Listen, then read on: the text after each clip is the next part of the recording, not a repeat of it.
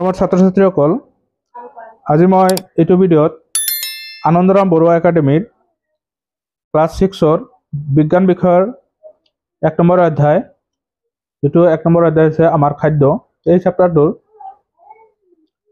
যিকেইটা প্ৰশ্ন আছে গোটেইকেইটা প্ৰশ্ন এই ভিডিঅ'টোত আলোচনা কৰিম। তো 1 নম্বৰ প্ৰশ্নটোত কোৱা হৈছে, সকলো জীৱৰ বাবে একেধৰণৰ খাদ্য প্ৰয়োজন বুলি তুমি ভাবানে? ইয়াৰ আনসাৰটো হল সকলো জীৱৰ বাবে একে ধৰণৰ খাদ্যৰ প্ৰয়োজন নাই, কিন্তু সকলো জীৱৰ বাবে প্ৰয়োজন অনুসৰি পুষ্টিকৰ খাদ্যৰ প্ৰয়োজন আছে। এইটো হ'ব তাৰ উত্তৰ। 2 নম্বৰ প্ৰশ্নটো হৈছে, প্ৰত্যেক ভাগৰে দুটাকৈ উদাহৰণ দিয়া।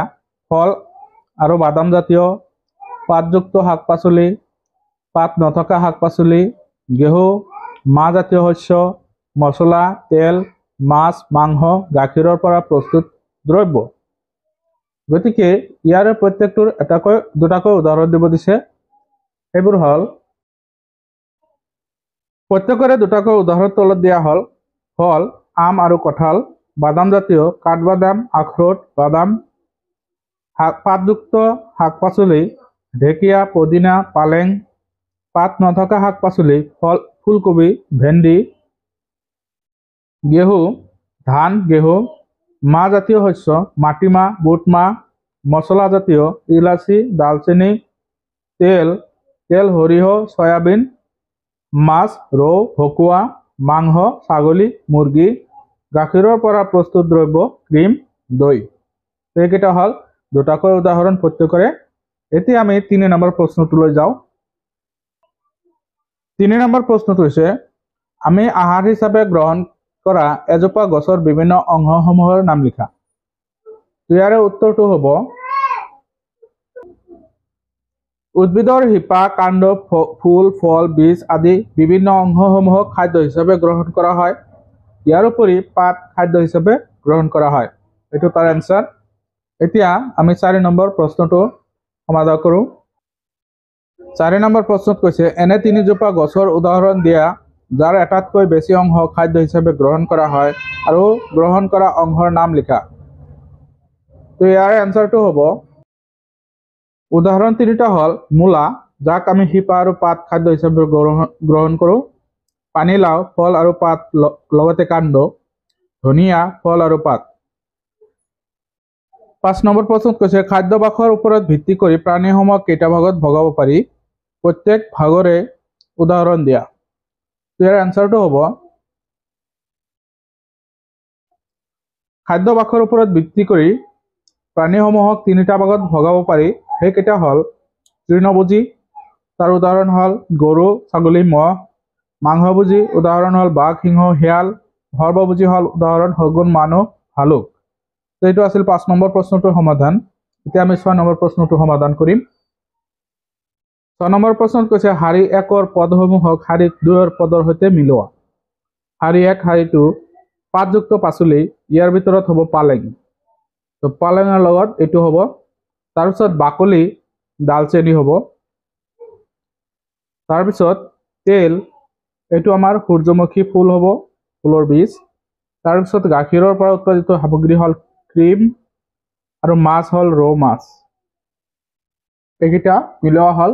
এতিয়া আমি 7 নম্বৰ প্ৰশ্নটো চাওঁ। 7 নম্বৰ প্ৰশ্নত কৈছে, সঁচা নে মিছা লিখা। কণী পুষ্টিকাৰক, এইটো শুদ্ধ। পখিলাই মৌ প্ৰস্তুত কৰে, এইটো অশুদ্ধ।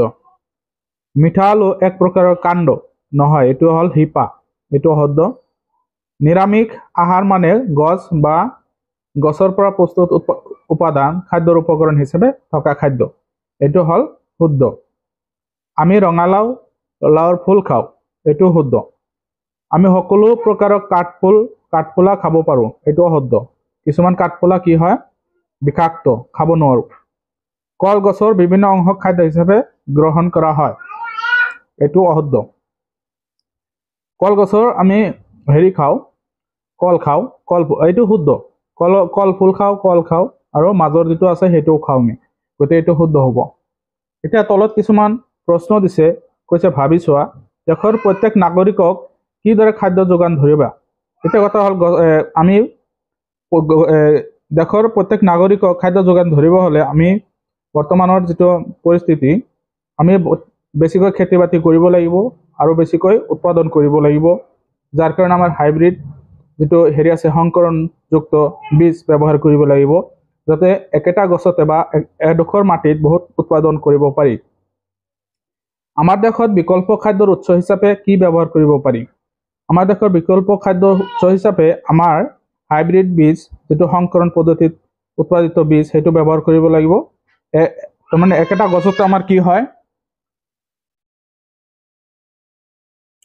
হাইব্ৰিড বীজ আমি ব্যবহাৰ কৰিলেহে বেছিকৈ উৎপাদন কৰিব পাৰি 3 নম্বৰ খাদ্যৰ অপব্যৱহাৰ কিদৰে ৰোধ কৰিব পাৰি খাদ্যৰ অপব্যৱহাৰ ৰোধ কৰিবৰ কাৰণে আমাৰ সঠিক পৰিমাণে লগা খাদ্য ব্যৱহাৰ কৰিব লাগিব অৰ্থাৎ প্ৰয়োজন অনুসৰি আমি ব্যৱহাৰ কৰিব লাগে যাতে বেছিকৈ আমি ব্যৱহাৰ নকৰো বা অপচয় নকৰো তাৰ কাৰণে আমি খাদ্যৰ অপব্যৱহাৰ পৰা ৰোধ কৰিব পাৰি গতিকে এখিনি আছিল এই চেপ্টাৰটোৰ গোটেইখিনি প্ৰশ্নৰ উত্তৰ গতিকে ভিডিওটো আজি ইমানতে সামৰিছো যদি ভিডিওটো চাই ভাল লাগে প্লিজ চেনেলটো সাবস্ক্ৰাইব কৰি দিব লাইক কৰিব শেয়াৰ কৰিব ধন্যবাদ